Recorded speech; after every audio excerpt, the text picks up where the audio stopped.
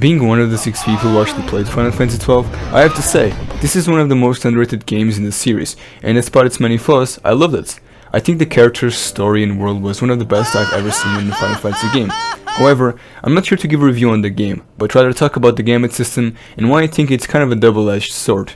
So, for those who don't know, the gambit system is essentially a basic programming language of ifs and then that you can customize, making your characters behave in any way you want. For example, if Ash is poisoned, then she will use an antidote.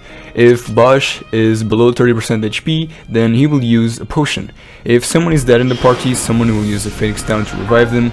Or if someone is like in close range, then they will use the attack command. It's stuff like that that gives it tons of customization and freedom for you to do whatever you want with its AI system.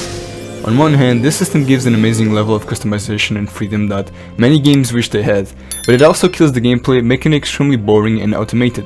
As you can see by this footage, after you get some area of effect spells and some healing, this is what you're going to be doing for most of the game.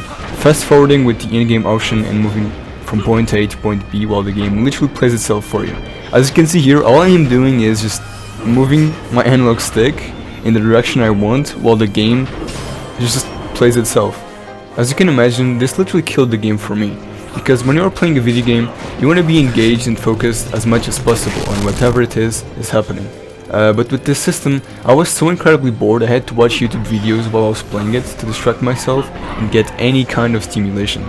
Because at that point, if the game is playing itself for you, then I'd rather watch a cutscene on YouTube on the game.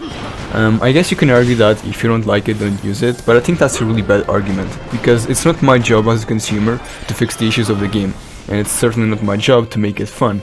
That's literally the designer's job. That's what they are paid to do.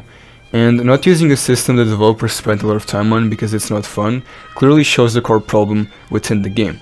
Also, even if I did ignore it, it would end up having a worse experience because this game was literally built with the system in mind. So if you don't use it, then it's even less fun. Another argument that can be made against me, I guess, is what's the difference between this AI and other video game companions, where they can actually heal you, revive you, and fight with you as well. I think the biggest difference is the fact that in those games, it's actually made in a balanced way that actually makes the game fun, because if, let's say, your AI companion is to just carry you throughout the entire game, then it's gonna be boring. You're not gonna have a very fun time, and that is the biggest issue I have with this game and other games that make the AI too strong.